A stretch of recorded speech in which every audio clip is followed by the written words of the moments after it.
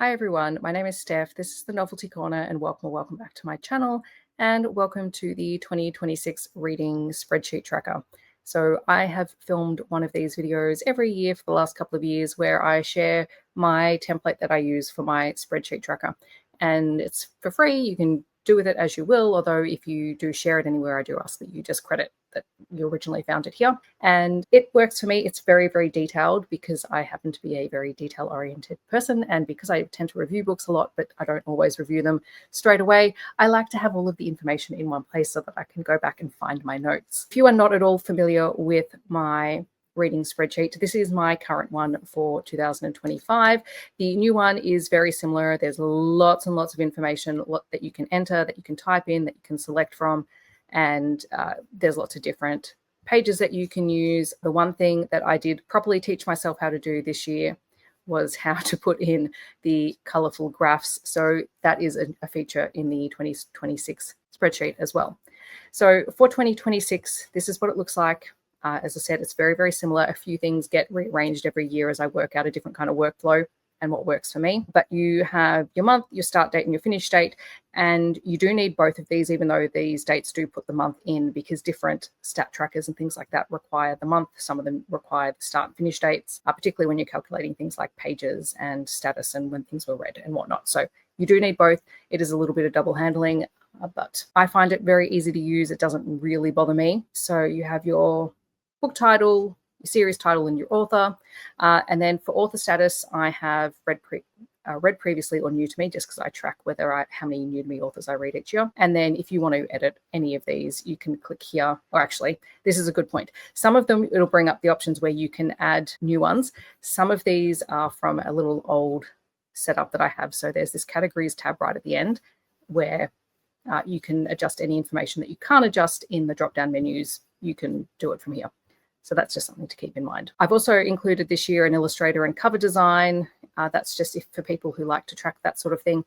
I read a lot of kids' picture books, so I thought having a space for the illustrator would be really handy because I usually forget to track that. Then audio narrators and audio lengths. There is an option in the tracker for calculating how many minutes or hours that you read in audio.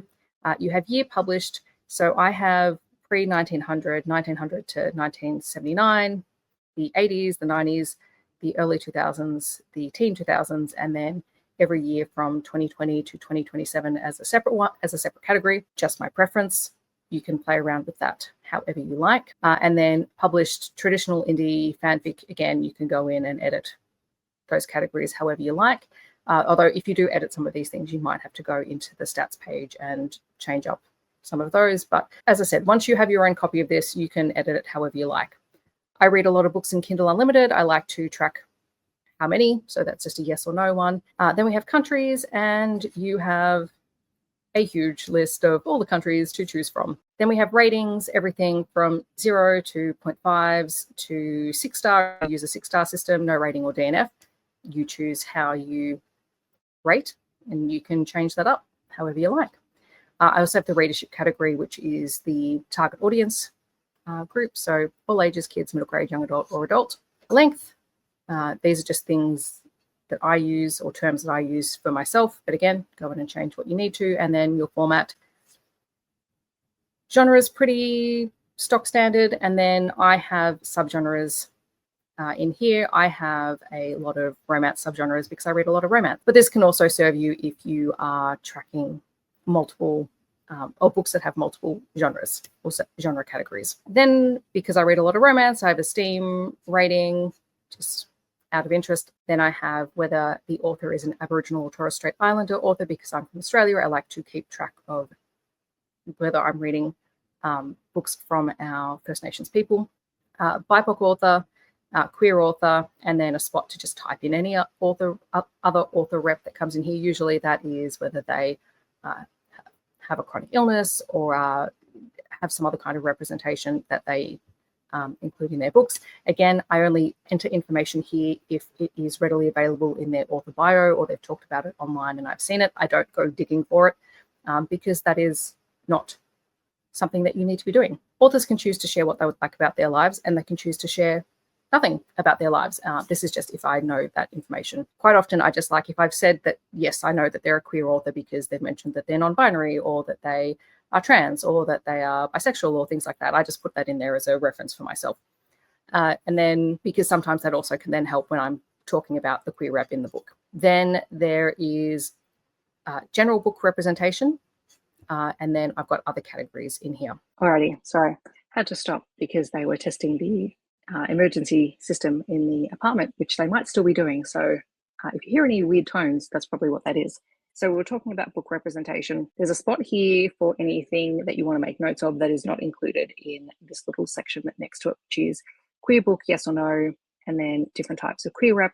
This allows you to select multiple options. It is not an exhaustive list. I know that there are different queer representations that are probably not on here, but you can go in and add to it. And I am constantly going back and adding. This is just what I ended up with at the end of 2025. Same thing with health rep.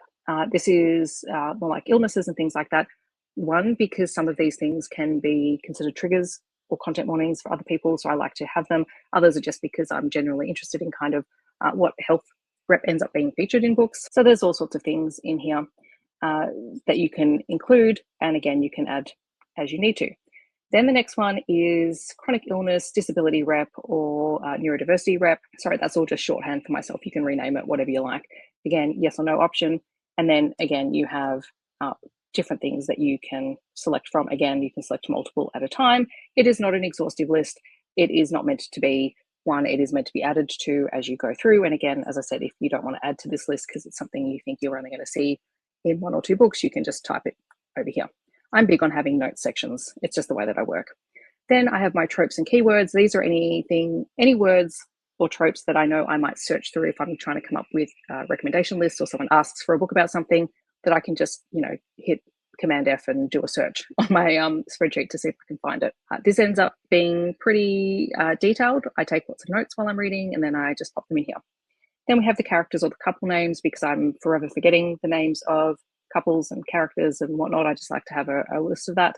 And then different POV, so single, dual, multiple POV. I am really tempted to add in a section on first person, second person, third person narration style, but I haven't got to that yet. It might end up in here eventually as and you can select a multiple option, but for now, this works for me. Then here is another note section for content warnings and other notes. So anything that I feel like I need to make note of for people when I'm recommending the book, I will jot down here. Then you have a readathon section. Again, this is not exhaustive. These are just some readathons that I either take part in or I know of. Again, you can go in and edit these as you like. You can have a spot for the readathon prompt that it fits, if it's for a video project, if it's been recommended by somebody, or if you buddy read it with someone. And that is the very detailed reading log. Then I have 2 acquisition tabs. So the first one is 2026 acquisition. So this one, you select the month that you acquired a book, title, author, readership, format, status, cost if you want to track things like cost, and it will calculate your totals in here. It will calculate your acquisitions and also your total cost. And then it'll also do a percentage read by taking the total number here by the total number of books read and DNF'd. Then we have pre-2026 acquisitions. This is just something that I like to have personally, because I try to read my pre-physical TBR from any given year. A little bit simpler this time, simply date, title, author, readership, format, status, and then it will calculate how much I have read and DNF'd and give me my percentage, because that's how I track things. If you want to see how all of this works, I've talked about it in many videos where I've talked about my spreadsheet, my stats throughout 2025. Then we have ARC and review copy savings. So something I started doing in 2025 was using a couple of spreadsheets to track what I'm saving by using the library, by using KU, by reading ARCs. This is just another one. So cost saved, it'll calculate it over here and it'll give you your savings by month and then total savings across the year if that's something that you're interested in.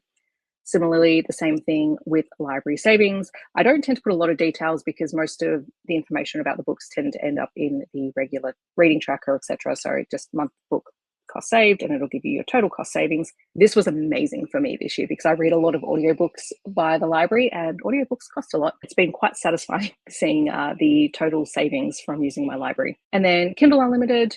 Up here, you just have to put in whatever your subscription cost is. So in Australia at the moment, it's $13.99 per month. Put in your month, the book, the price. It will calculate what you've saved per month, and it will subtract the subscription cost and give you the total cost saved, and then the total cost saved minus your subscription costs. So my total subscription cost across a year is $167.88. So this is really interesting to make sure that I'm reading enough books that I am paying for the subscription cost and then some. There's a section for books I did not finish. There's nothing fancy on here. This is just like a note-keeping page if you like tracking your DNFs. There is a recommendations page. So if you've got a recommendation for a book title from somewhere, you can fill in the details in here. Again, nothing fancy. It's just note-taking. And then the statistic page, which all of these trackers will calculate by the data that you enter on the first page of this spreadsheet. And then it will calculate some fancy looking graphs, which obviously there's no data in this spreadsheet, so it doesn't look like very much. But if I go into this year's one with all of the data filled in, you begin to get some fun colored spreadsheets. I love this one. It just makes my heart so happy having all of these different colors. So you've got all your different representations in books, etc. Obviously, I'm a big romance reader, so you get a lot of romance themed trackers, but you change it up however you like. That's pretty much how this spreadsheet works. So I will leave a link down below where you can download the 2026 reading spreadsheet. It will force you to make a copy. You will not be getting shared access to the master spreadsheet. So if you click share access, I'm going to ignore your email, but if you just go make a copy of it, it'll create a copy for you. You're good to go. The one thing I will say, if I come across any bugs in the spreadsheet between now and the start of the year, I will fix them and I will update them on the spreadsheet, and I'll put a little update in the description down below to say when it was last updated. However, if you have any major issues with the spreadsheet or you don't know how to do something, I am offering this for free. I'm not offering tech support for free. If you ask me for how to do something or how to create something or whatnot, I will probably refer you to YouTube. You can YouTube anything to do with spreadsheets. I'm self-taught.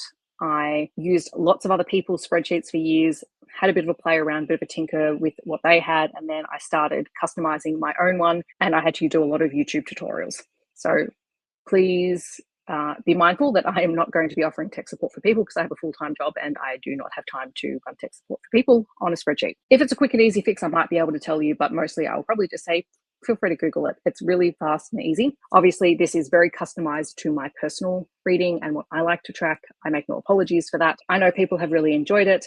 Weirdly enough, my 2024 one seems to be the most popular spreadsheet. I will leave links to all of my previous ones down below so you can go through and you can have a look at which one works for you. Just know with any of the older spreadsheets, you will have to update all of the years and things in terms of the trackers. I'm not going back and updating anything previously because I've got the current one set up and ready to go. All that said, if you do make a copy of it and you do end up using it, I would love to hear how it's working for you. Feel free to chat to me about it down below. I'm always very excited to hear how people are using them and that it's helpful for people. And if you do make customizations to it, I'd love to know about it. And please tag me if you do share it anywhere.